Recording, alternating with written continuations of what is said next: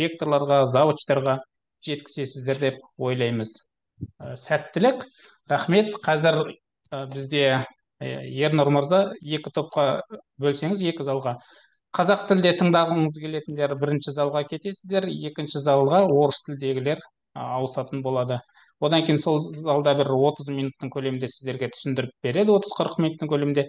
Ары қарай одан кейін аяқталады, сол жердегі лектор өзі аяқтайды жұмысты. Сәттілік жұмыстарыңызға. Бірінші залға қазақ тілдегілер қосыламыз, екінші залға орыс тілді мамандар. Залдарды аштыңыз ғой, Ернұр мырза? Иә, ашылды. Ауыса беріңіздер, құрметті әріптестер. Сіздер қазақ тілде тыңдағыларыңыз келе ме, немесе орыс тілінде тыңдағыларыңыз келе ме? Өздеріңіз таңдаңыздар.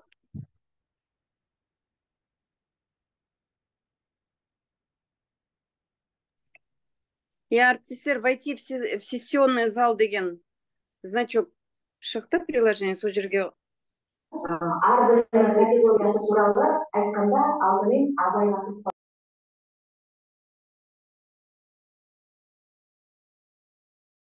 әрбір категориясы, әрбір концепті, жалпы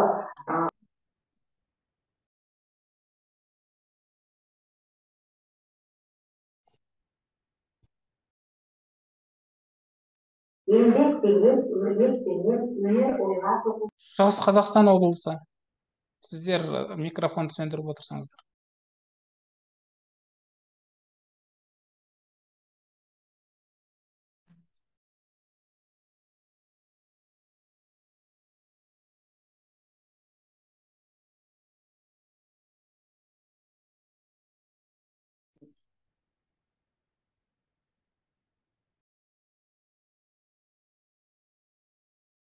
Таза ойлы.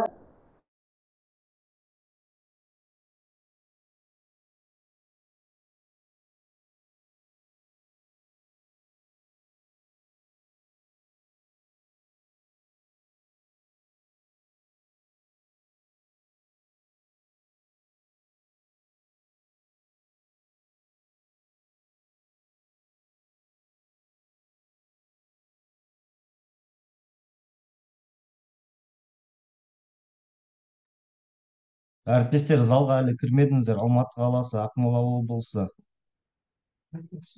Жамбыл облысы, Қызылорда, Қостанай, СКО, Шымкент. Уважаемые коллеги, две секционные залы будут. Один зал на казахском языке, а второй на русском. Просьба всех подключиться по залу. Как можно во второй зал зайти, Сальман?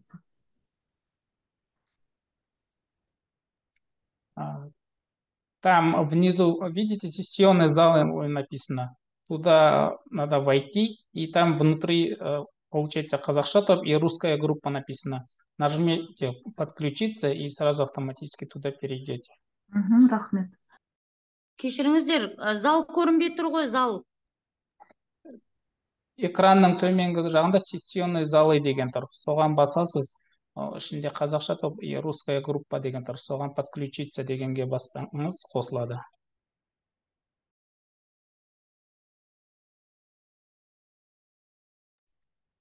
Әріптестер, тездетулерін сұраймыз. Әлі де Ақтөбе облысы, Ақмола облысы, Абай облысы. Неге қосылмай жатсыздар? Алматы қаласы, Батыс Қазақстан, Астана, Жетісу, Атырау.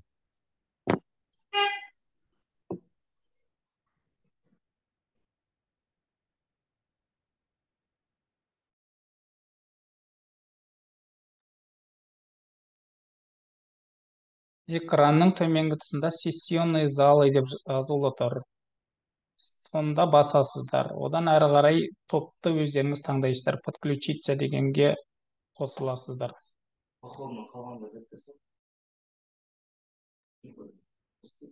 Қазір мұндағы адамдардың барлығын онда біріктеп шығара бастаймыз.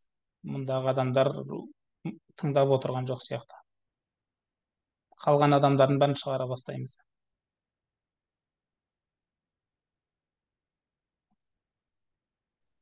Қазақша топ деген жерді бастық, біз сол жерде отырмыз.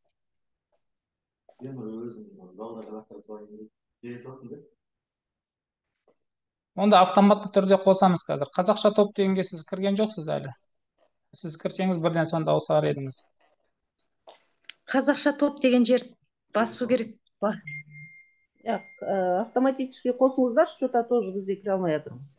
Қазақша топ деген басып жатырмыз, Қазақша. бірақ Жақсы, кірмей жатыр. Ернұр мырза, онда автоматты түрде ауыстыра беріңізші барлығын. Бұнда Мен дұрыс қазақша отырмын ба, топта аласың. қазақша топта отырмын ба? Мен де Жоқ, дұрыс бастым отырған жоқсыз. Жоқ, дұрыс отырған жоқсыз. Мен де дұрыс отырған Қосылған жоқ. Иә. Қазір барлығыңыздан да қазақша топқа қосамыз.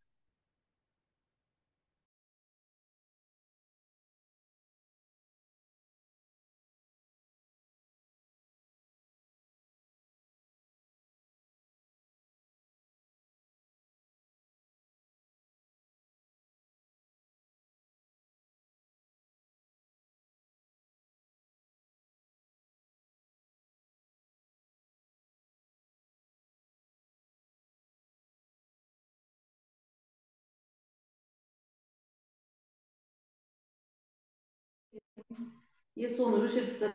Ішкі бақылау бұл өзін өзі бақылау немесе жаңағы мектепшілік бақылау. Бүгінгі айтайын деп тоқталып отырған мектепшілік бақылау бұл ішкі бақылауға жатады. Енді білім сапасындағы бақылау бұл тоже өзінің кезегінде мониторинг, біздің жаңағы модо, сіздер жақсы білесіздер, оқушылардың білім жетістіктерінің мониторингісі. Бұл мониторинг жаңағы бақылаудың түріне кірсе, ішкі бақылау бұл ағымдық бақылау және қорытынды аттестация деп бөлінеді екен. Жалпы мектепті жақсарту процесіндегі ішкі бақылаудың, мектепшілік бақылаудың рөлі қандай? Енді осы тұрғысында біз басқа да мемлекеттердегі кейстарға жүгініп көрдік. Көптеген елдерде мектепшілік бақылау мынандай, сіздерге мен визуализациялап есіңізде жақсы қалу үшін осы модель түрінде ұсынып отырмын. Жоспарлау, орындау, тексеру, шара деген секілді, жаңағы шара қабылдау деген секілді цикл бойынша жүзеге асады. Енді жоспарлауда қазір біз төменірек жақсырақ ашатын боламыз. Ол не? Әуелі бастапқы нүктені белгілеу. Ағымдағы жағдай қандай? Зипа, Макашина. Микрофоныңызды өшіріп қойыңыз. Бастапқы нүктені белгілеу, яғни мектептің ағымдағы жағдайын анықтау. Мектептегі білім беру мен білім беру сапасы мемлекеттік білім беру стандартындағы көрсеткен эталондық көрсеткіштермен қаншалықты сәйкес келеді, немесе қаншалықты ол жерде жетіспеушіліктер бар. Яғни сол олқылықтарды жою үшін қандай басымдықтарды анықтаймыз. Немесе жаңағы мектептің свот анализін жасау. Өздеріңіз жақсы білесіздер, бұл мектепшілік бақылауды жасамас бұрын мектептің свот талдауын жасау өте маңызды. Мысалға күшті және әлсіз тұстар ол мектептің ішкі факторлар арқылы жүзеге асса, мүмкіндігі мен қауіптері олар сыртқы фактор екенін жақсы біледі. Яғни ішкі және сыртқы факторларының барлығын реттестіріп алғаннан кейін жетілдірудің мақсаттары мен жаңағы стандарттарын белгілеу арқылы екінші циклдің екінші бөлімі орындау, жүзеге асыру. Яғни жүзеге асырған кезде бағалау, жаңағы үйренген тәжірибені қолдану, одан кейін тексеру, яғни мониторинг жүргізу немесе бағалау, қандай да бір олқылықтар болсын, немесе мықты жақтар болсын, соларды табу, немесе жаңағы олқылықтарды түзету, сосын кейін анықталған нәтижелерді рәсімдеу, сосын кейін соңғы төртінші кезең бұл шара қабылдау, яғни шешім шығару, басқарушылық шешімдер шығару, және діттеген мақсаттарға жетуді жоспарлау деген. Бұл енді сіздерге мен шетелдік кейстерден басқа да мемлекеттерде мектепшілік бақылаудың маңызды екендігін және бізге ұқсас тәжірибеде жүретіндігін көрсетіп отырмын білім үшін. Енді мектепшілік бақылау, мектептегі білім сапасын бақылау құралы деген біздің өзіміздің вебинардың тақырыбына қайтадан келсек, мектепшілік бақылаудың мынандай аспектілері бар. Яғни осыны мектепшілік бақылауды жүргізейін деп отырған зерттеу командасы делік субъектілердің білуі өте маңызды. Жоғарыда бір құзыреттілікке байланысты айтып кеттік. Бақылауды жүргізу үшін бақылау жүргізуші субъектілерде қандай құзыреттіліктер болу керек? Яғни мектепшілік бақылаудың аспектілері бақылау әрекеттерін ізгілендіру деген аспектісі бар. Екінші, тексерушінің құзыреттілігінің өте маңыздылығы, сол аспекті бар. Үшінші, бақылауды дараландыру деген аспекті бар. Бақылауды үйлестіру және жоспарлы бақылау деген аспектілер бар. Енді осының ішіндегі қазіргі айтып кеткен ізгілендіруді кішкене ашайық. яғни гуманистік басқару шеңберіндегі ізгіліктілікті басшылыққа алатын мектепшілік бақылау. Оны қалай түсінеміз? Яғни кәсіби шеберлікті жетілдіру және дамыту мақсатында педагогтарға уақытылы әдістемелік көмек көрсету. Педагогикалық процестің тиімділігін арттыруға бағытталған әкімшіліктің педагогикалық ұжыммен өзара іс-қимылын жүзеге асыру, өзара қарым-қатынастардың, мақсаттардың, жаңа принциптардың, шаралардың, құралдар мен формалардың сауатты жүйесін құру, білім беру ұйымдарындағы сапаны жақсарту мақсатында басқа да өкілдермен ұйымдармен ынтымақтастықты ұйымдастыру. Енді ізгілендіру дегеніңіз өздеріңіз жақсы білесіздер, жалпы менеджментте менеджменттің 5 қағидаты бар, соның ішінде адамға бағытталған, адамға құрмет, адамға ізгіліктілік таныту деген менеджменттің принципі осы мектепшілік бақылауда да жаңағы ұстаным ретінде ұстанудың маңызды екендігін айтып отырмыз. Жалпы мектепшілік бақылау, мектептегі білім сапасын бақылау құралы ретінде деген тақырыптың мәнін мына бір анықтама аша түсетін секілді. Жалпы мектепшілік бақылау деген не деген жаңағы бір анықтама ретінде қарайтын болсақ, оны жаңағы сөздіктің ішінде де, Википедияда да, немесе білім туралы заңның ішін ашып қарасаңыздар да неше түрлі анықтамалар береді, бірақ олардың түйіні мектепшілік бақылау бұл мектептегі басқару мен өзін-өзі басқаруды одан әрі оңтайландыру бойынша сындарлы шешімдер қабылдау мақсатында мұғалімдердің қызметі туралы ақпарат алуға және бағалауға бағытталған басқарудың негізгі функцияларының бірі. Жалпы школьный менеджмент дейміз, мектепшілік жаңағы мектепті басқарудың ішіндегі бірнеше функционал кіретұғын болса, негізгі функцияларының бірі осы мектепшілік бақылау. Бұл жерде жалпы қарасаңыз белгілі бір мектептегі білім беру процесі мен білім беру қызметінің сапасы тұрғысында оны бақылау емес, көбінесе басқаруға алып барады екен. Енді бақылау мен басқару деген кезде ара жігін тез-тез ажырата салуға болады. Бақылау деген белгілі бір олқылықтарды анықтауға бағытталса, ал енді басқару ол жаңағы сапаны қамтамасыз ету, алдын алу, қандай да бір олқылықтарды дер кезінде табу, соны жою деген ізгіліктік принципінде жұмыс атқарады екен. Енді мектепшілік бақылауда мынандай деген 5 принцип бар. Бұл біздің қазақстандық мектепшілік бақылауда біз осы принциптарды қолдануға тиіспіз және қолданып та жүрміз деп есептейміз. Мысалға, бақылаудан оң нәтиже шығару үшін ең алдымен мұғалімнің жұмысының табысты болғанын атап айтса, онда мұғалімге жаңағы жүргізілген мониторингтің нәтижесі бойынша мұғалімге кері байланыс берген кезде диалог сындарлы болады. Яғни ізгіліктілік, манағы айтқан позитивті іздеу қағидаты. Қандай да бір минустарды, теріс моменттерді іздеу, тексеру бағытында емес, қолдау көрсету, немесе оның жақсы жағын атап өтіріп, дамыту керек тұстарын айту деген секілді позитивті қағидат. Екінші қағидат мақсатқа қол жеткізуді бақылау қағидаты. Яғни әйтеуір бір циклға салып алып, бір бақылап, одан кейін қайта-қайта бақылау емес, нақты мақсатты қойдың, жаңағы нақты өлшенетін, шынайы бір реальный сол мектептің ерекшелігіне немесе сол мектептің миссиясына бағытталған мектепшілік бақылауды жүргіземін деген секілді бір нақты мақсат болса, сол мақсат пен міндеттерге қол жеткізу туралы ақпарат алуға ғана бағытталған бақылау деген қағидатты ұстану керек. Үшінші қағидат мұғалімнің субъективті позициясының қағидаты. Яғни білім беру ұйымдарының мұғалімдері мектепшілік бақылау процесіне неғұрлым өздері де белсенді қатысса, соғұрлым өзара бақылау мен өзін-өзі бақылау табысты болады. Яғни олар мұны неғұрлым айқын және маңызды сезінеді.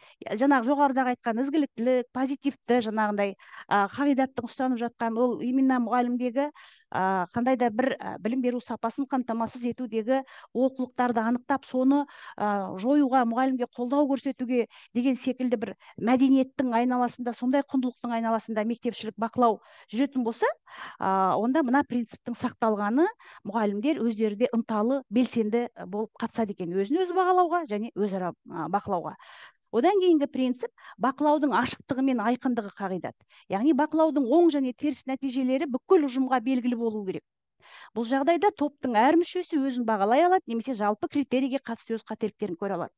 Енді мен мынаны айтайын деп едім. Мысалға, мектепшілік бақылау кез келген жаңағы білім беруді немесе білім беру қызметінің сапасын бақылау жүрер алдында сол тұтынушыларға, яғни бақылауға түсетін объектілерге, мейлің ол предмет болсын, мейлің ол жаңағы пән мұғалімдер болсын, бақылаудың объектілеріне әуелі біз нені бақылайық деп жатырық. Ол сапаның нақты өлшемдері қандай, яғни критерийлермен таныс болу керек. Енді жақсы білесіздер, бағалау критерийінің өзінің 5 қағидаты бар. Сол 5 қағидаттың ішіндегі маңызды нәрсе ашықтық қағидаты. Яғни нені бағаланатындығы ашық болу керек, алдымен талқылану керек. Мұғалім сол критерийге сәйкес өзінің жұмысын тиімді ұйымдастыруға алдын ала хабардар болу керек деп айтқым келіп отыр. Немесе сіздің бақылайын деп отырған жаңағы құралдарыңыз ол валидті болу керек. Валидті деген мысалға соған бақылауға түсейін деп отырған айталық мұғалімдер деп айта берейікші. Мұғалімдер сол сіздің бақылайын деп отырған құралыңыздың сол мұғалімнің қызметінің сапасы туралы, оның оқушыларының білімінің сапасы туралы нақты мәлімет бере алатындығына мұғалім сенімді болу керек. Яғни осыны валидтілік деп айтамыз. Ол бір өлшенетіндей, шынымен де белгілі бір мәселені анықтап беретіндей. Енді осы жерде ашықтық пен айқындық дегенде жаңағы деректер жинаудың триангуляциялық әдісі еске түседі. Бір мәселе төңірегінде 3 түрлі дерек жинау, 3 түрлі жаңағы респонденттерден сұрау деген секілді, осындай мәселелер кетеді. Енді содан кейінгі қағидат бұл жүйелік қағидат. Егер бақылау эпизодтық болса, онда оның пайдалылығы төмендейді. Яғни еміс эпизодтық емес, белгілі бір система, жүйе болу керек. Оны қазір сіздерге ұсынатын нұсқаулықтан көретін боласыздар. Ол қалайша жүйеге айлануға болады. Оны қалай деп атаймыз, оны төменде айтатын боламыз.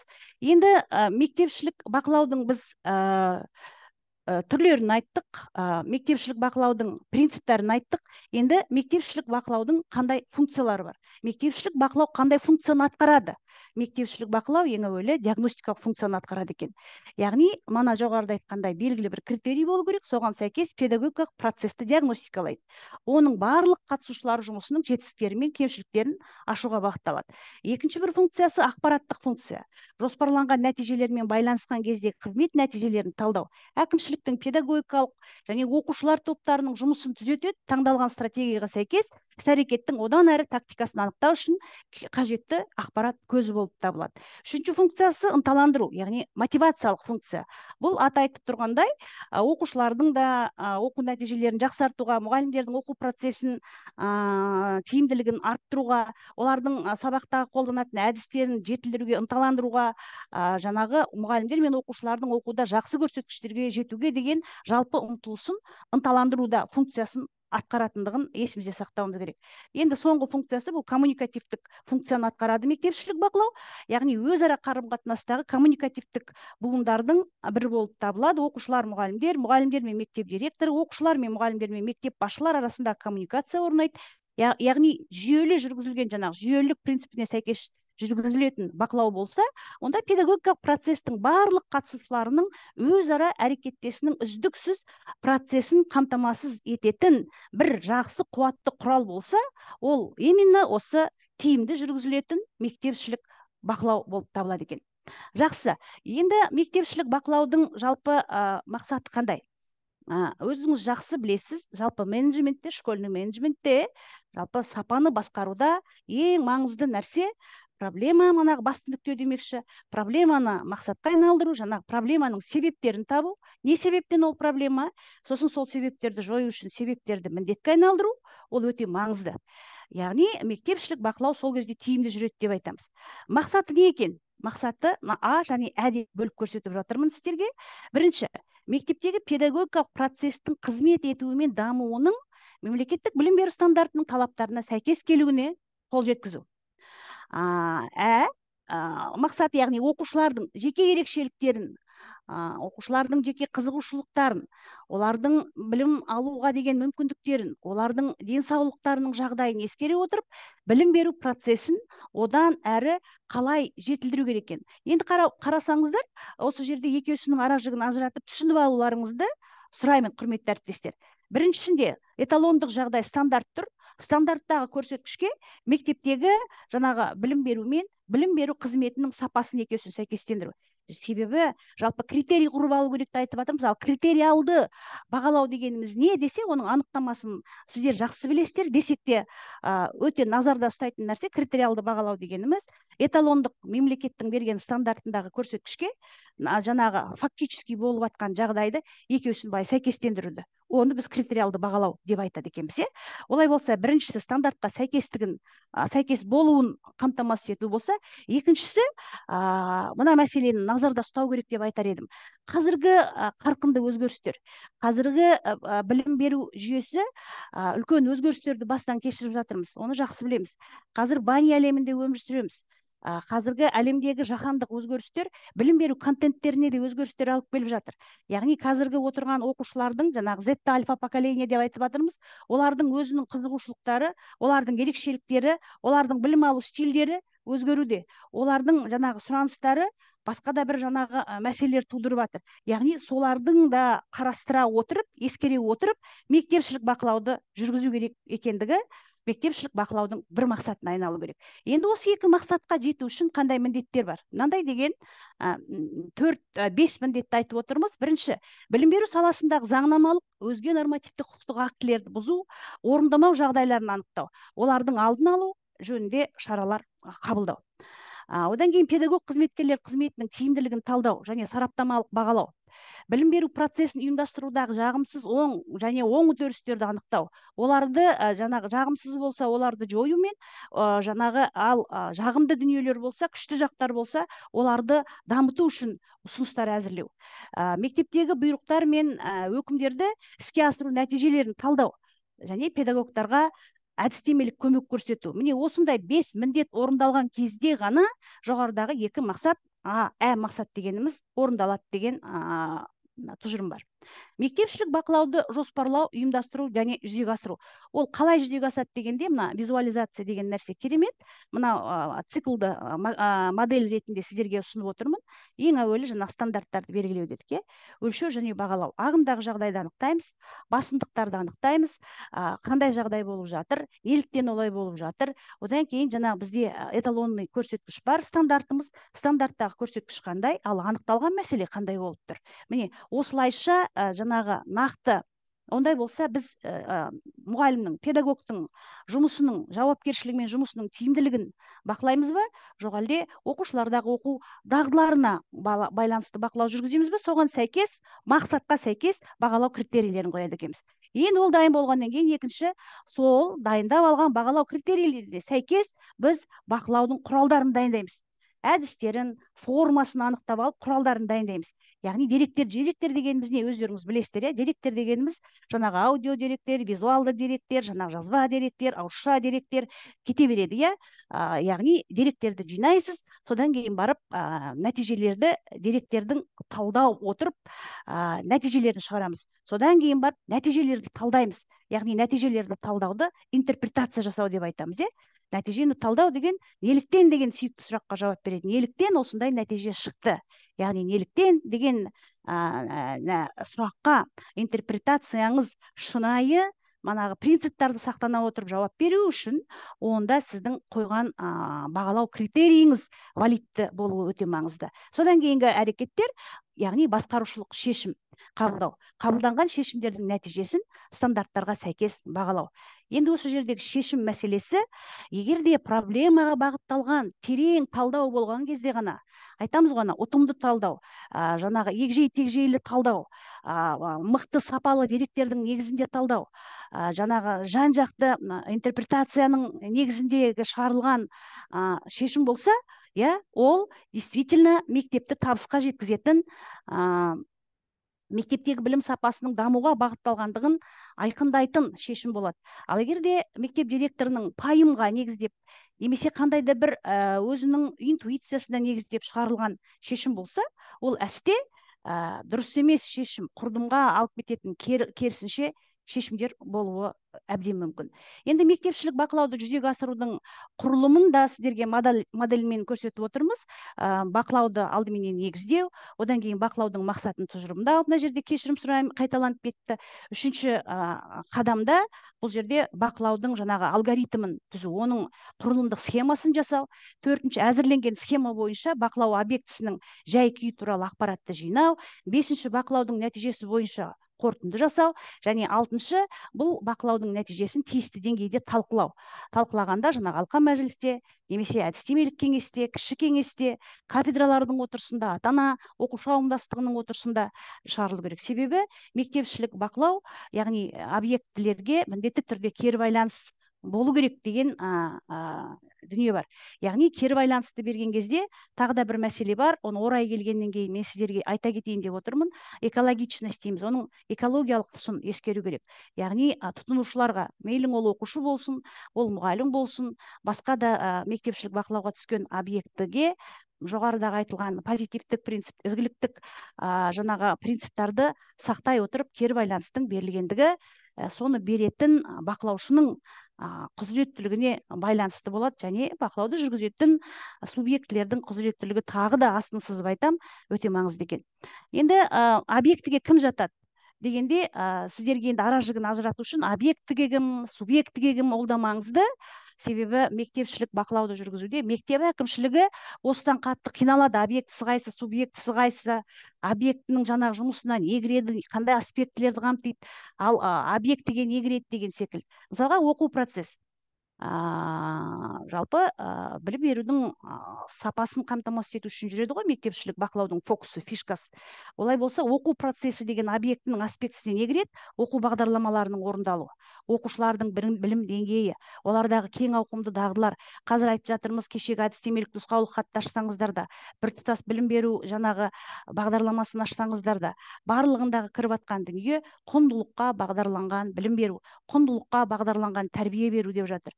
Ал енді құндылық, ұлттық құндылық, өзіңіз ойлаңыз, ұлттық құндылықты қалай өлшеуге болады? Ұлттық құндылықтың мен қазір ойлаймын да, ал ұлттық құндылықты балалардың бойына дарыту керек. Стандартта 6 құндылық тұр, бір тұтас білім жаңағы бағдарламасында 3 құндылық тұр, ұлттық құндылық. Оған қоса жаһан азаматының құзыреттілігі тұр, немесе жалпы адамзаттық құндылықтар деген дүние бар. Олардың барлығын біз сіңіру керекпіз балалардың бойында деген бізге талап қойып отыр мемлекет. Олай болса, мектепшілік бақылауда оны қалай өлшейді? Құндылықты қалай өлшеуге болады?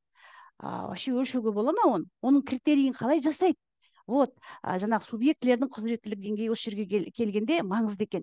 Яғни мұғалім жұмысының өнімділігі, дарынды адамдармен жұмыс, сыныптан тыс сабақ жұмысының сапасы, оқушылардың өзіндік таным әдістерінің дағдылары, осылардың барлығы объектке кіреді. Енді қарап отырсаңыздар, ол түсінікті, тәрбие процесі десек, оған қандай аспекті кіреді?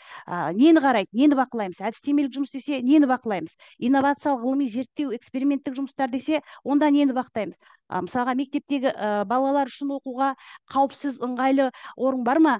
Соны бақылайық десе, онда нені қарау керек? Міне осы мәселелерді объектілер деп айтады екенбіз.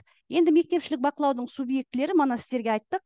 Жалпы бақылау, өзін-өзі бақылау, өзара бақылау, бұның барлығы ішкі бақылауға кіреді деп айттық сіздерге. Олай болса, субъектілерге, яғни әкімшілік басқарушылық бақылау, яғни әкімшіліктен құзыретті адамдар субъекті бола алады. Өзін-өзі бақылау дегеніміз енді мұғалімдердің жаңағы өзіндік рефлексиялар, өзара бақылау. Ол енді опять-таки субъектілер жаңағы неге мектепшілік бақылаудағы мақсатқа байланысты белгіленетін субъектілер. Ұжымдық бақылау, өзара бақылау, өзін-өзі бақылау, әкімшілік бақылау, басқарушылық бақылау деген секілді субъектілер белгіленеді екен. Енді мектепшілік бақылаудың түрлері, мен жалпы осы бір мәселені әріптестер сіздерге баса айтар едім. Даже мен өте көп осындай қателіктерді ажыратамай жататындықтарын мектеп директорлардан өз тәжірибемде келе байқадым, жалпы бақылаудың несіне қарай, нені бақылайын деп тұрсың, яғни объектідегі жаңағы аспектілер маңызы да білуде, яғни ол тақырыптық бақылауға жата ма, жоқ әлде фронталды бақылауға жата ма. Жалпы мектепшілік бақылау осы екі ақ түрменен жүзеге асады. Біреусі тақырыптыққа кіру керек, біреусі фронталды бақылауға кіру керек. Енді осы мына мектепшілік бақылаудың мынандай деген формалары бар. Осы формаларының қайсысы қай бақылауға кіретіндігінің классификациясын жақсы білу керек бақылау жүргізетін адамдар. Яғни бақылаудың екі түрі тақырыптық, фронталды болса, ал мектепшілік бақылаудың формалары персоналды бақылау, сыныптық жалпылаушы бақылау, пәндік жалпылаушы бақылау, кешенді жалпылаушы бақылау, шолу бақылаулар, тақырыптық жалпылаушы бақылау деп жатады екен. Мысалға, персоналды бақылау бұл тақырыптық бақылауға жата ма, жоқ әлде ол фронталды бақылауға жата ма, қандай бақылауға жатады деген секілді мәселелерде бұл өте маңызды. Мен айтар едім, жалпы мектеп басшылары, сіздердің жаңағы құлақтарыңызға алтын сырға дейді ғой енді, жалпы мектепшілік бақылау бойынша 6 ай оқитын инновациялық менеджмент деген курстан өтіп, олар сертификат алды Қазақстан бойынша. Яғни ол кісілер мектепшілік бақылау туралы теориялық негізде білімдері бар, соны жүргізе алады деген оның қолында сертификаты бар. Сондықтан соны да білу керек деп ойлаймын. Жалпы енді ары қарай айтатығым болсақ, мектепшілік бақылауды және іске асыруда жаңағы теориясы сол болса, принципі, бағыты, формасы, түрлері сіз теориялық негізде таныссаңыз, алайда барлығы бір қарап отырсаң жүйелі, түсінікті дүние. Но мынандай проблемалар кездеседі екен. Көп кездесетін проблема қандай десек, алдын ала талдаусыз мектепшілік бақылауды жоспарлайды. Яғни мектептің текущий ағымдағы жағдайын білмей жатып, оның неліктен ондай болып жатқан себебін анықтамай жатып, күшті жақтарына ден қоймай жатып, себебі мектепшілік бақылаудың тағы да бір функциясы күшті жақты анықтап, сол күшті жақты дамыту арқылы әлсіз жақты жою, әлсіз жақты жою арқылы әлсіздің кесірінен болайын деп тұрған қауіптердің алдын алу. Ал енді мүмкіндіктерді көбейту арқылы күшті жақты көбейту де мектепшілік бақылаудың функциясына кіреді ғой. Яғни талдаусыз жоспарлау, әкімшілік ресурстарды тиімсіз бөлу. Яғни бір адамның басына артық қою мүмкін. Мысалға, мынандай тенденция бар Қазақстанда. Мектеп директорының оқушы жөніндегі орынбасары бар, ол бір адам.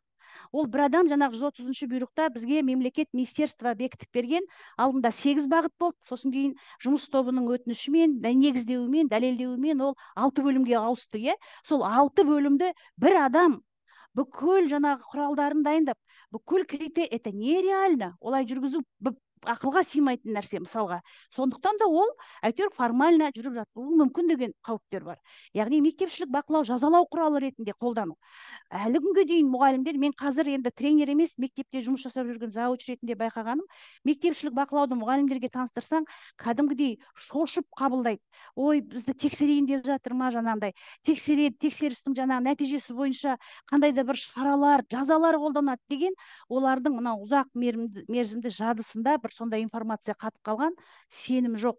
Мектепшілік бақылау маған қолдау көрсетеді демейді, деп қабылдамайды. Мектепшілік бақылау мені жазалайды деп қабылдайды, өкінішке орай. Енді интуитивтік деңгейде басқарушылық шешімдерді қабылдау. Пайым. Бір жерде мен бір кезде директор болған кезде, мен осындай деген бір жағдай болған кезде, мен осындай деген шешім қабылдағам деп қабылдап жіберуі мүмкін директор. Ол пайымы. Немесе интуиция жаңағы, маған солай деп сезіліп тұр, осылай қабылдасақ, ай біз адаспаймыз ау дегендей. Олай деген нәрсе мүлде мектепшілік бақылаудың ешбір принципіне келмейді екен. Яғни басқа мектептің жүргізіп отырған мектепшілік бақылауын алып келеді да өзінің мектебіне жоспарын қолданады. Ол енді нонсенс. Қалай? Ол мектептің ахуалы бөлек, ол мектептің күйі бөлек, жағдайы бөлек, мұғалімі бөлек дегендей. Ол болмайды екен. Міне осындай проблемалар кездеседі. Жұмысты формалды түрде жүргізу. Яғни мынау имитация деген нәрсе бар ғой. Мектепшілік бақылауды жүргізіп жатқан сияқты. Яғни формалды түрде жүргізіледі. Шешім қабылдаусыз анықтамалар мен есептер жинақтала береді. Ұжымдағы өзіндік өзара бақылаудың құнсыздануы. Яғни оның бір белгілі бір маңызын, мектепшілік бақылаудың именно білімнің сапасын арттыратын, мұғалімнің жұмысының тиімділігі мен жауапкершілігін арттыратын бірден бір қуатты құрал екендігін түсінбегеннен кейін, осындай проблемалардың белең алуының себебінің бірі сол екен деп айта аламыз. Мектепшілік бақылауды ұйымдастыру бойынша енді біз осы проблемаларды ескере келе, жаңағы сапаны қамтамасыз ету комитетінің басқаруымен, Ыбырай Алтынсарин академиясының біздерге нұсқаулығымен, жаңағы үйлестірумен жазда біз мектепшілік бақылауды ұйымдастыру бойынша нұсқаулық әзірледік. Яғни бұл нұсқаулық бұл нұсқаулықтың несі, жаңағы құндылығы неде? Бұл құнды құжат болып табылады. Яғни нұсқаулық белгілі бір әрекетті іске асыру және орындау тәсілінің тәртібін бекітетін, ережелерді көрсететін құжат деген анықтамасы бар екен нұсқаулықтың. Біздің де дайындаған нұсқаулығымыз құжат болып табылады. Белгілі бір әрекет біздің жағдайда ол мектепшілік бақылау. Яғни мектепшілік бақылауды ұйымдастырудың нұсқаулығы басқарушылық шешімдер қабылдауда аналитикалық қадамға басымдылық береді және бақылауды жоспарлау және жүргізудің қалай жүргізу керек екендігіне нақты бағыт бағдар бере алады. Мектепшілік бақылау бойынша нұсқаулық өзара тығыз байланысқан екі блоктан тұрады. Яғни бірінші блогы бұл басқарушылық шешімдер матрицасы әр тарау бойынша. Яғни 6 бөлім бар ма мектепшілік бақылауда? Сол 6 тарау бойынша әр тарауда басқарушылық шешімдерді, бана жоғарыда айтқан біздің ұтымды шешімдер, интуицияға, пайымға негізделмеген деректердің талдауы ретінде жүргізілген бір бақылаулар болса, соның шешімдері жазылады жаңағы матрицада. Одан кейінгі мектепшілік бақылаудың жоспарының өзінде жалпыланған түрлерімен көптеген нұсқаларын ұсынып қойдық. Енді бұл неге осы нұсқаулықты жасаған кезде біз әлбетте нормативтік құжаттарды басшылыққа аламыз. Өздеріңіз білесіздер, 130 бұйрық 2023 жылы 17 наурызда нөмір 68 бұйрықпен өзгерістер енгізілген. Бұйрықтағы мектепшілік бақылау жүргізілу керек 6 бөлімді бойынша жасалынды. Енді тоқтап кетсек, қай 6 бағыт? Бәлкім барлығыңыз білесіз, бәлкім кейбір әріптестер жатқа білмейтін шығар, сондықтан сіздерге тағы да көрсетіп отырмыз. Мектепшілік бақылаудың жоғарыда айтқан 130 бұйрық бойынша 6 бөлімі ол мектептегі нормативті құқықтық құжаттардың орындалуын, қаншалықты деңгейде орындалады, соны бақылау. Екінші бөлімі бұл оқу үрдісінің сапасын бақылау. Үшінші, оқу үлгерімі төмен оқушылармен жұмысты олқылықтардың орнын толтыру бойынша бақылаулар. Одан кейін оқу зерттеу қызметі. Одан кейін мұғалімнің әдістемелік даярлық және шеберлік деңгейін бақылау. Одан кейінгі 6-шы бөлім тәрбиелік жұмыс, іс-шараларды өткізу сапасын бақылау болып табылады. Енді басқарушылық шешімдердің матрицасы, оның құрылымы қалай жасалынды? Бірінші, жаңағы өткен оқу жылының талдауы нәтижесінде таңдалған бақылау нысаны. Мектептің ағымдағы жағдайын талдадық, деректер жинау арқылы.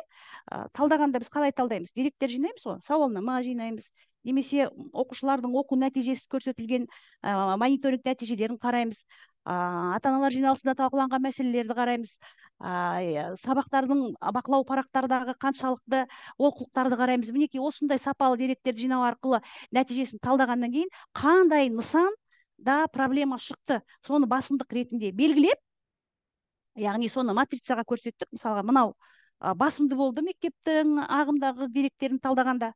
Одан кейін бұл егер де осыны жоймайтын болсақ, немесе қандай қауіптер болуы мүмкін, қандай рисктер бар. Енді осы қауіптердің алдын алу үшін қараңызшы, мектепшілік бақылаудың жаңағы функциясының даже принципке сәйкес болғандығының несін сіз мазмұнынан түсініп отыруыңызға болады. Көрдіңіз ба? Жаңағы деректерді талдап, олқылықтарды анықтап, ол олқылықтарды жоймаса қандай қауіп алып келеді? Ал енді ол қауіптерді жою үшін басқарушылық қандай шешімдер ол олқылықтарды жоюға алып келеді? Міне осы тұрғыда, осы құрылымда матрица жасалды. Яғни туындауы мүмкін салдарға бағытталған таңдалған мысалмен байланысты қауіптер басқарушылық командасы үшін дайын белсенді әрекеттерді ұсынумен басқарушылық шешім варианттар. Мен былай деп айтар едім, мысалға мұғалімдер жүргізеді ғой, суммативті бағалау, формативті бағалау, иә.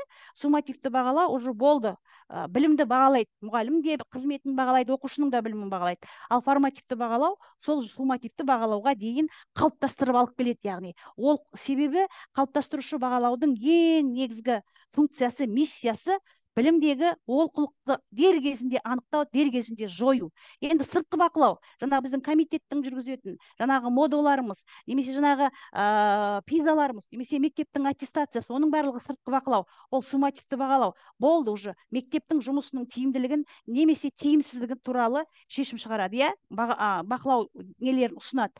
Ал ішкі бақылау, яғни мектепшілік бақылау, бұл именно стандартқа сәйкес етуді жаңағындай қалыптастырады екен. Стандарт үшін бағалау деп айтар едім мен. Ал суммативті бағалау, сыртқы бағалау, ол уже стандарттың орындалған немесе орындалмағанын бағалау. Сондықтан да мектепшілік бақылаудың маңыздылығын тағы да бір рет айтып кеткім келеді. Енді басқарушылық шешімдерді қабылдаудың алгоритмі, оның өзі мынандай кезеңдерден тұрады. Бірінші кезең деректер жинау.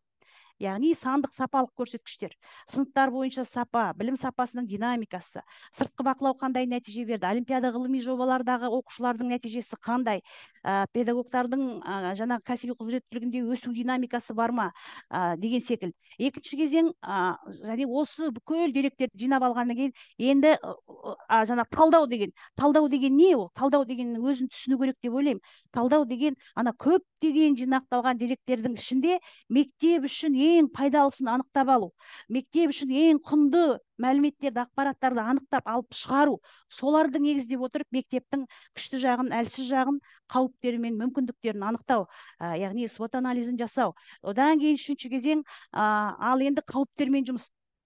Не істейміз? Мектепшілік басқару жүйесі қалай, не істеген кезде, кімдерді біріктірген кезде, ол жерде менеджмент, мектеп басшысының осы жерде жаңағы көшбасшылықты, менеджментті туралы білімі мен түсінігінің болғандығы маңызды. Қалай қауіптермен күреседі? Жаңағы инновационный менеджмент арқылы ма, проектный менеджмент арқылы ма, ситуационный менеджмент арқылы ма деген секілді мәселелер менеджменттің құралдары кіреді.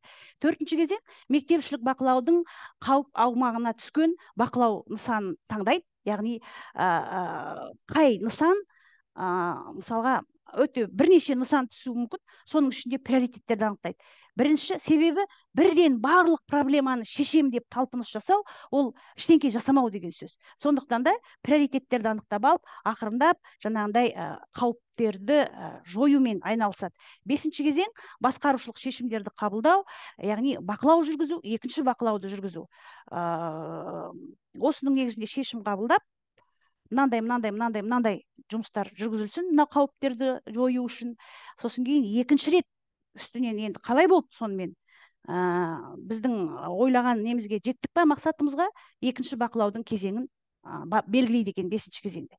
Енді матрица ұсынылған басқарушылық шешімдердің қызметтері басқарушылық шешімнің өзінің функционалы бар екен, функциясы. Бірінші қорғау функциясын атқарады. Яғни білім беру саласындағы заңдарды, бұйрықтарды, нормативтік құжаттарды, жергілікті актілерді, солардың жаңағы орындалмауын қорғау функциясы. Екінші функциясы реттеуші функция. Білім беру процесіне барлық қатысушылардың жұмысын ұйымдастыруға, сапалы өзгерістер енгізуге мүмкіндік береді. Енді ол реттеуші функция өте маңызды, жоғарыда ғана айттым. Қазір өзгерістер өте көп. Күні кеше ғана біздің министріміз Ғани Бектайұлы Бейсенбаев өзінің бір интервьюында жақсы айтып кетті. Қазір өзгерістердің кезеңі, біздер жаңа қандай өзгерістер енгізетіндігімізді әдістемелік нұсқаулықта үнемі көрсетіп отырамыз. Биыл әдістемелік нұсқаулықты ашып қарасаңыздар, қандай өзгерістердің болатындығы жазылып тұр. Яғни өзгерістерге байланысты да басқарушылық шешімдер де өзгеріп отыру керек екендігін назарда ұстау керек деп ойлаймыз.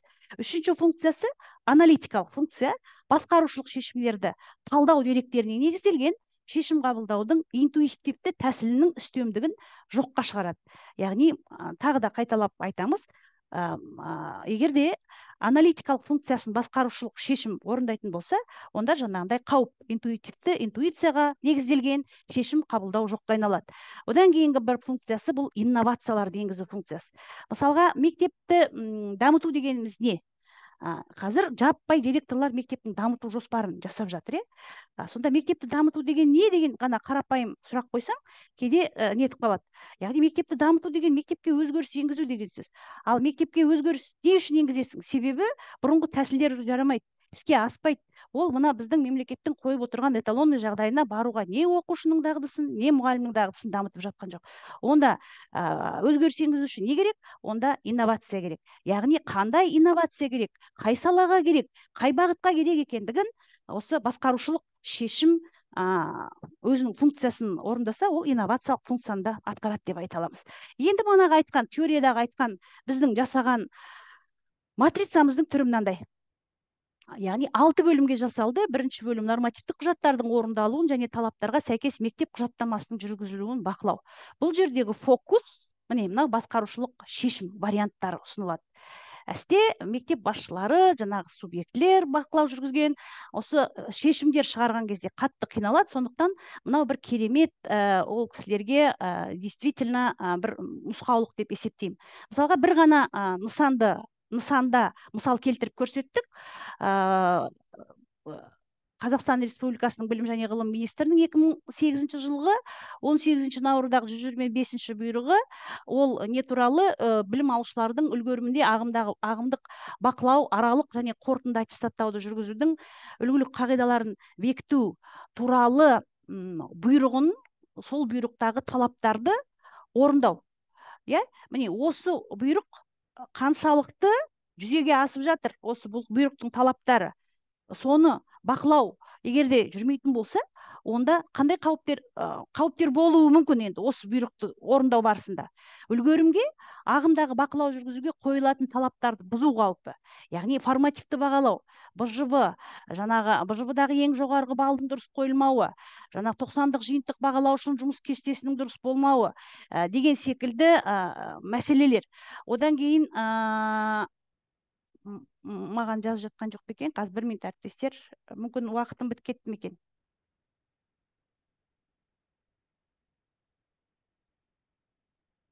Жоқ, пока ештеңке емес секілді. Яғни қорытынды аттестаттауға дайындық сабақтарында мұғалімдердің сапасыз тапсырмаларды пайдалану қаупі, оқу пәндері бойынша тиімсіз консультациялар жүргізу, жүйелі мониторинг, оқушылардың оқу нәтижесінің мониторингісін жүргізбеу мұғалімдердің. Яғни нәтижелердің сапасыз жүргізу, бір жақты ғана талдау, манағы айтқан себептерді анықтамау, тек қана салдарымен ғана күресу деген секілді. Білім алушылардың қорытынды аттестаттау кестесін жасау кезіндегі қателіктердің болу қаупі, қорытынды аттестаттау бойынша емтихан хаттамаларын қате толтыру қаупі, қорытынды аттестаттау жөніндегі комиссияның жұмысына қойылатын талаптарды сақтамау қаупі. Жақшаның ішінде ашып отырмыз. Яғни бағалаудың объективті болмауы, бағалауды жаңағы академиялық адалдықтың бұзылу фактілерінің болу қаупі. Міне, осы қауіптер, мынау жаңағы бұйрықтың талаптарын орындауға байланысты туындауы мүмкін қауіптер. Енді осы қауіптерді жою үшін қандай басқарушылық шешімдер қабылдауға болады? Әдістемелік бірлестік отырыстарында мынандай мәселелерді қарауға болады екен.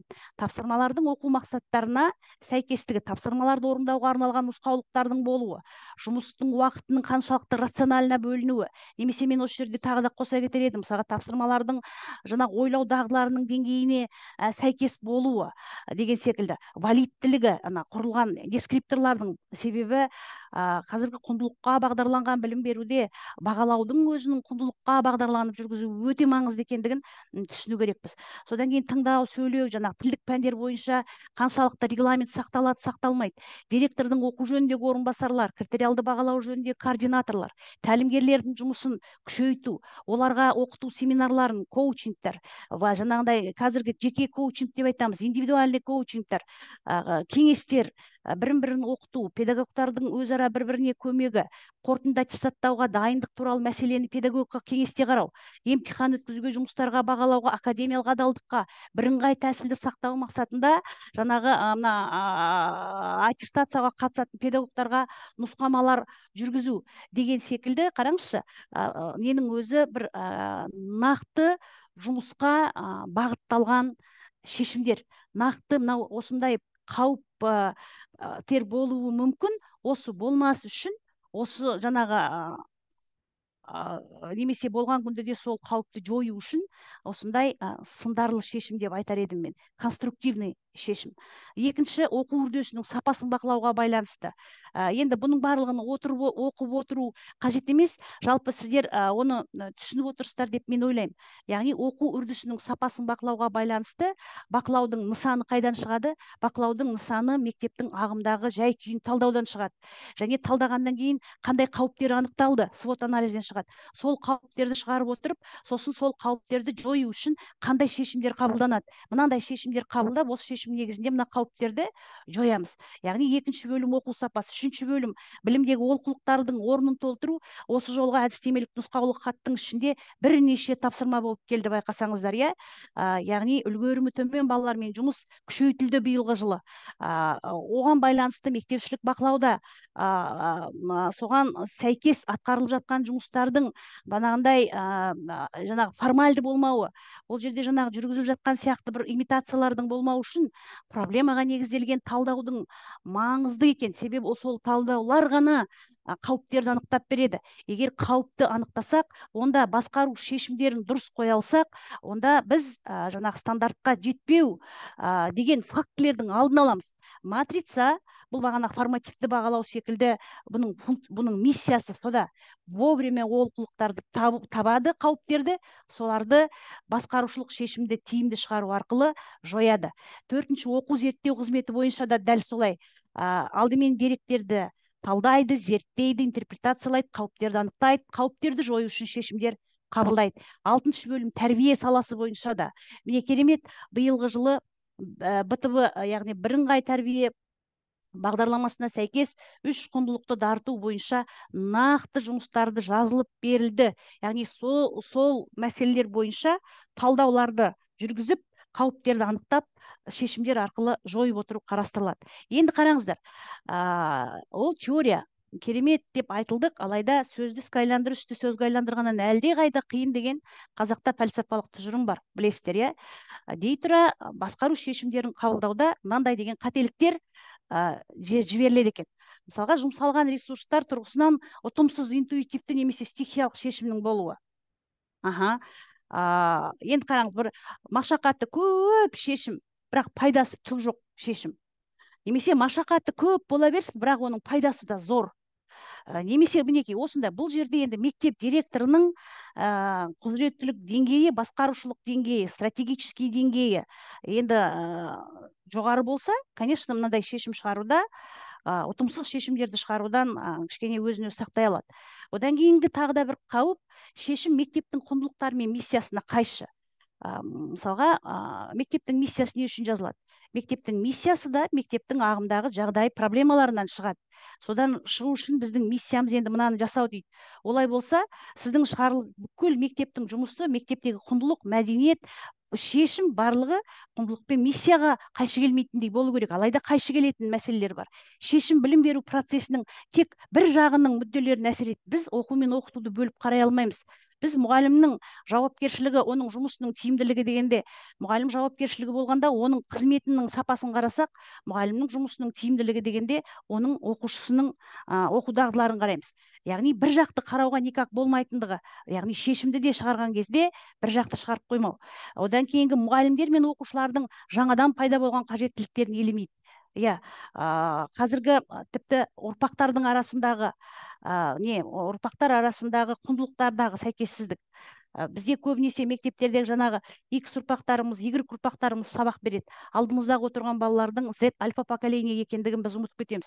Яғни жаңадан пайда болған оқушылардың қажеттілігі туралы мұғалімдерде заманауи білім болмаса, ол да белгілі бір басшының шығарған шешімінің қателігінен де ары қарай жойылмай жүре беруі мүмкін.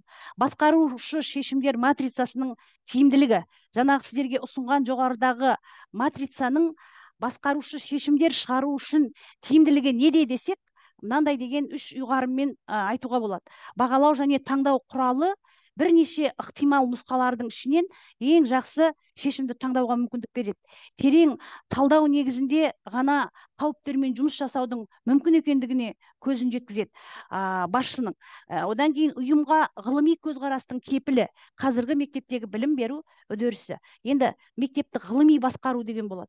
Немесе айталық мектепшілік бақылауды жүргізуді ғылыми басқару. Бұл ғылыми басқару дегеніміз не?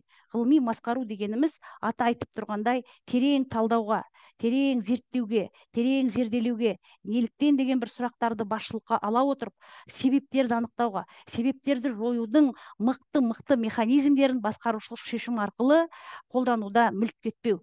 Мектепшілік бақылаудың тиімділігін арттырудың заманауи әдістемелік стратегиясын сіздерге цикл ретінде осылай көрсетіп отырмыз. Яғни мектепшілік бақылау бұл циклдық модель деп қабылдау керек. Яғни бұл кәдімгідей тоқтамай жүре беретін үдеріс. Яғни әр жаңа цикл қалай басталады? Бір цикл аяқталды, деректерді талдадым, анықтадым, басымдықтарды анықтадым, қауіптерді анықтадым, шешімдер қабылдадым, жоспарды жасадым, сосын кейін іске асырдым, жаңағы ұйымдастырдым, қолдау көрсеттім, бақылап отырдым, бағалап отырдым, келдім. Енді не істедім? Қайтадан цикл басталғанда не істейді екен? Басқарушылық шешім оң нәтижеден жаңағы өткен кезеңде қабылданған басқарушылық шешімнің негативтік салдарынан ары қарай жалғасын тауып отырады екен. Міне осылайша бұл манағы айтқан жүйелілік, жүйелі жаңағы эпизодтық емес жүйелілік болу үшін мектепшілік бақылаудың осындай циклдық модель түрінде жүзеге асуы өте маңызды. Енді мінеки көптен күткен нұсқаулықтың өзі шығып келе жатыр. Яғни мектепшілік бақылау жоспарының шаблонын ұсынып отырмыз. 130-шы бұйрықта бекітілген шаблон, ол еш нәрсесі өзгертілген жоқ, тек мына екінші бақылау деген моментке біз қаттырақ мән бердік. Яғни бірінші бақылаудың тақырыбы. Нені аламыз біз?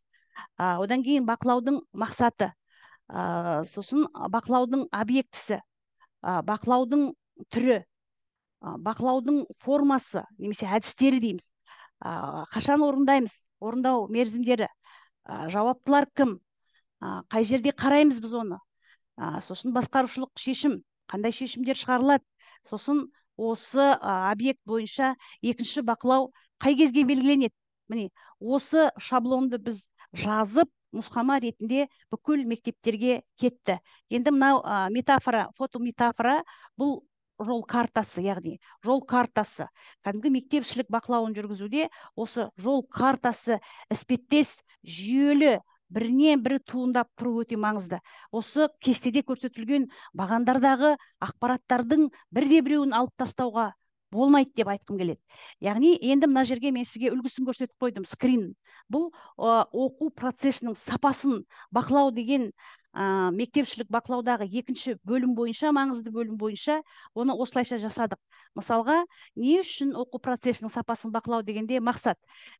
Мектептегі педагогикалық процестің қызмет ету дамуының мемлекет стандарт талаптарына сәйкес келуіне қол жеткізу.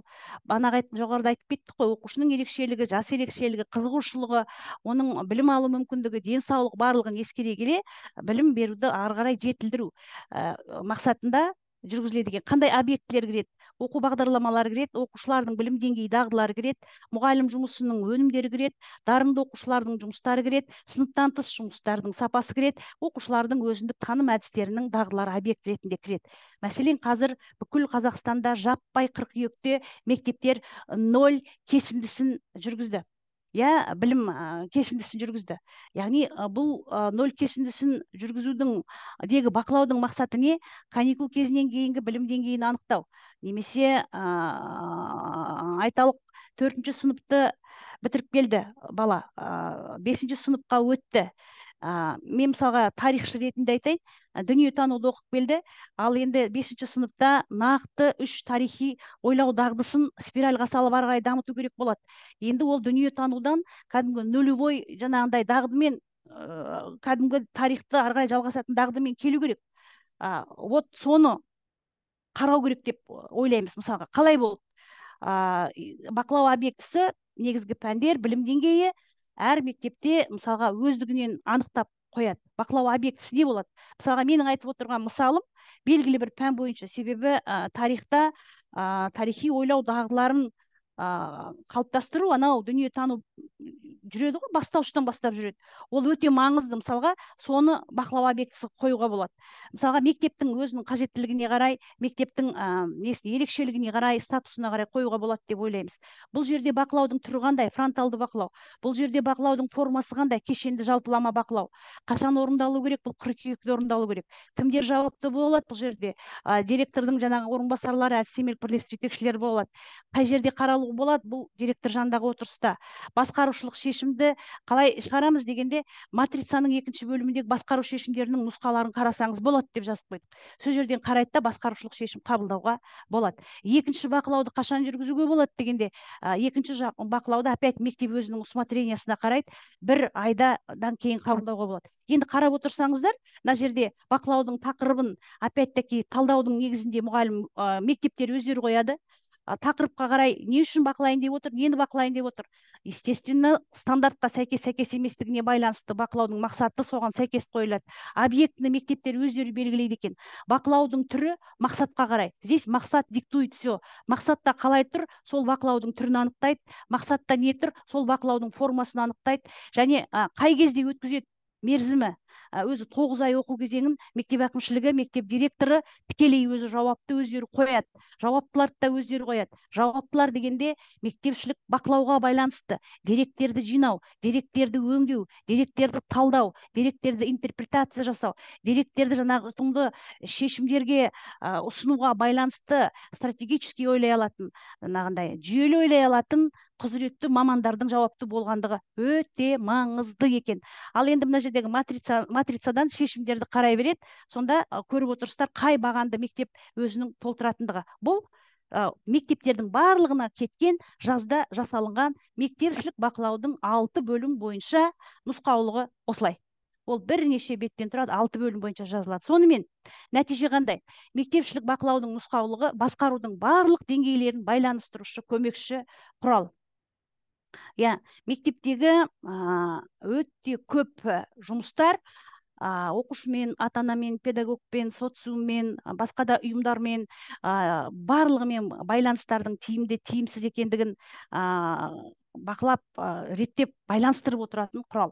Жүргізілген жұмыстың тиімділігі және тартылған әкімшілік ресурстардың орындылығы басқару шешімін таңдауға байланысты. Мынау мектепте біз айтамыз директорларға, сіз өзіңіздің мектептің дамыту жоспарының эвалюациясын жасаңыз деп.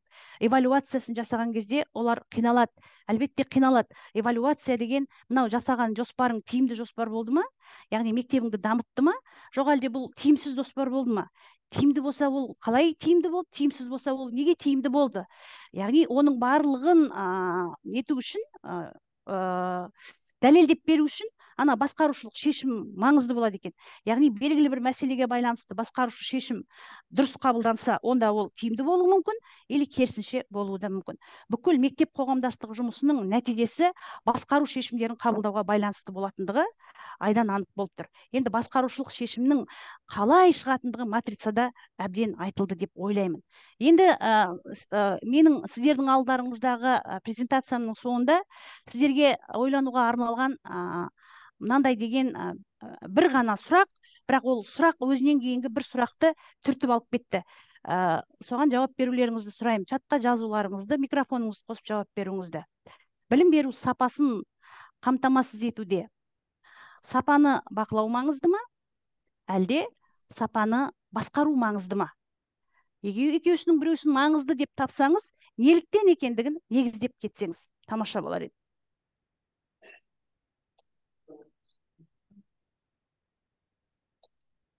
Әріптестер.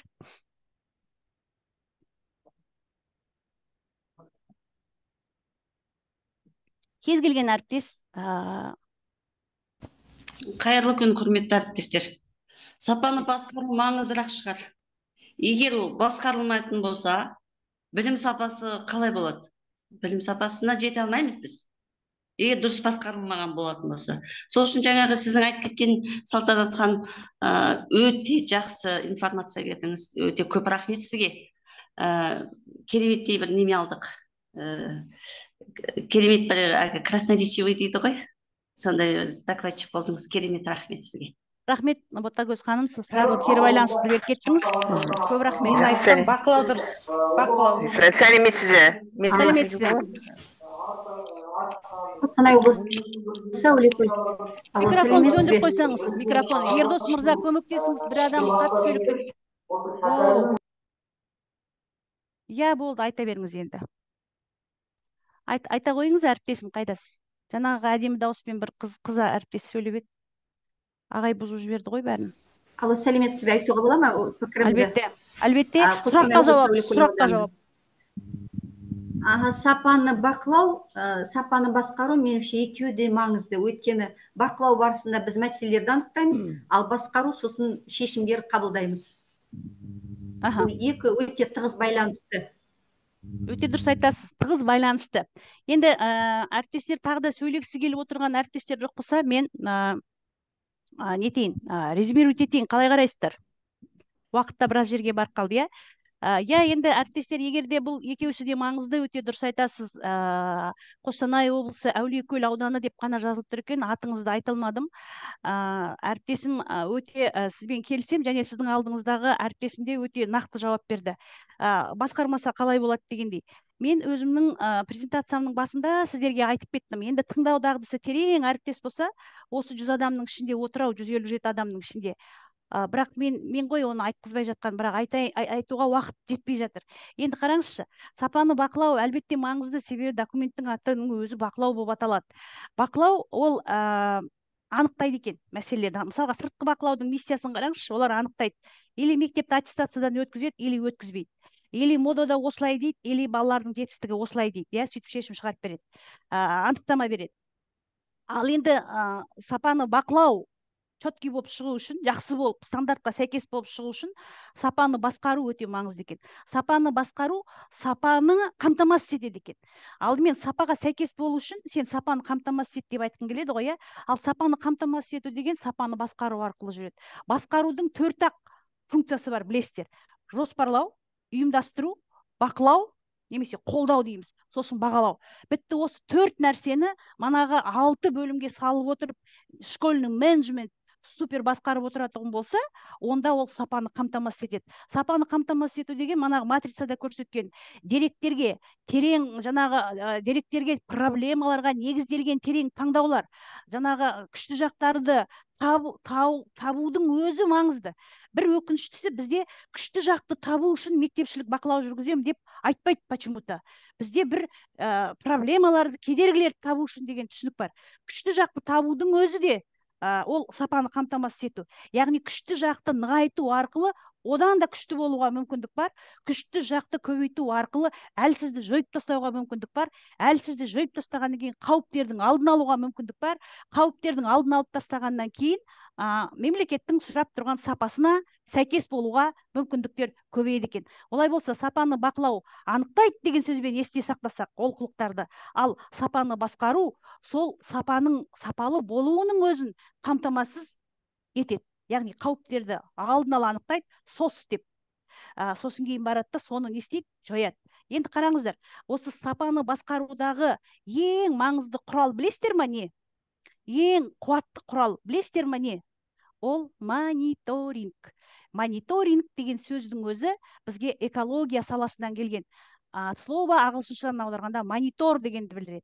Монитор, яғни қоршаған ортаға антропогендік факторлар, адамдардың кесірінен тигізген қандай да бір залалдарды алдын ала анықтап, соны жоюға бұндай мониторда көрсетіп отырады деген секілді мағынада келген. Бірақ мына Стокгольмда өткен үлкен ғылыми конференцияда бұл бақылау деген атқа тағы да ие болды да, содан кейін басқа да салаларға келді. Яғни мониторинг, манағы айтқан тиімді жоспарланған мониторинг, мақсатқа белгіленген жаңағы нысанға сәйкес бағалау критерийі бар, жаңағы индикаторлары бар жүргізілген мониторинг қауіптердің барлығын анықтайды. Яғни сапаны басқарудың қуатты инструменті мониторинг деп айтар едім. Жақсы әріптестер, енді мына метафораға қараңыздаршы. Жақсы көремін мен өзім презентациямды осылай аяқтағанды. Сапаны басқару және білім беру сапасы. Мынау таразы алдыларыңызда. Осыны интерпретация жасап беріңізші, не айтып тұр бұл? Сізге қандай түсінік беріп тұр? Бүгінгі неміздің қорытындысы. Микрофоныңызды қосып, айтуыңызды сұраймын, әріптес.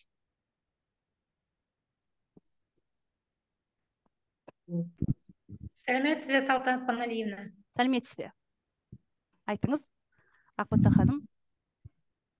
Немесе Үржар. Үржардан Гүлжанат ханымды көріп тұрмыз. Супер. Сәлеметсіз бе?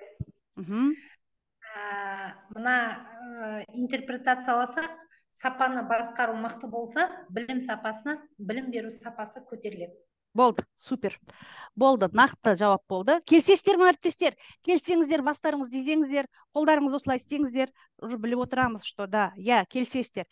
Керемет. Сапаны басқару күшті болған сайын, тиімді болған сайын, білім беру сапасы көтеріле береді екен. Енді мемлекеттің бізге беріп отырған заявкасы, білімді ұрпақ дайындап беріңдер, саналы ұрпақ дайындап беріңдер. Ода еще жаһанның азаматының құзыреттіліктері болсын, плюс ұлттық бірегейлікті сақтаған болсын деген жаңағы эмоционалдық компоненттерін ескере отырып оқытыңдар деген секілді талаптарды қойып атқанда, біз сапаны басқаруды бірнеше есе көбейтпесек, ол сапаны бізден сұрап отырған заявканы орындау қиын болады. Сондықтан да Гүлжанат ханым, сізге көп рахмет, нақты нүктесін қойып бердіңіз. Менің сіздерге арнаған жаңағы Алтынсарин академиясының тапсырмасымен, комитеттің бізге деген жаңағындай нұсқаулығымен жасалынған презентациям осымен аяқталды. Сұрақтарыңыз болса, чатқа қойсаңыздар болады. Қазіргі маған қарап қадағалап отырған әріптестерім сұрақтардың барлығын алып отырған шығар деп мен ойлаймын. Сау болыңыздар, сұрақтарыңыз жоқ болса. Презентацияны жібере аласыздар ма? Презентацияны осы чатқа жібереді деп еді Еркебұлан Әлімханұлы. Еркебұлан Әлімханұлына мен бердім, ол кісі өзі осы чатқа жіберсеңіз сіз, осы чатқа. Ол кісі өзі жіберетін шығар деп ойлаймын. Жоқ, осы чатқа жібереді деп айтты жаңа Еркебұлан Әлімханұлы. Ол басқа. Салтанат Паналиевна, осы чатқа сала қойсаңыз, немесе қазір Дулат Аманжолұлы жүктей қояды осы жерге. Осы жерден ала аласыздар, әріптестер. WhatsApp чаттарымызға да саламыз тағы да. Жақсы, рахмет. Еркебұлан мырза, мен болдым. Рұқсат етсеңіз, содан кешірім сұраймын сізден. Айтқаннан кейін до конца айттым, енді жарты сағатқа сыймайды ол никак. Сондықтан мына жерде серьезный адамдар отыр екен, әдіскерлер, департаменттен адамдар, сондықтан маңызды шығар деп өзім проактивтілік танытқаным үшін кешірім сұраймын. Жақсы, көп рахмет сізге, Салтанат Паналиқызы, өте мазмұнды баяндамаңыз үшін.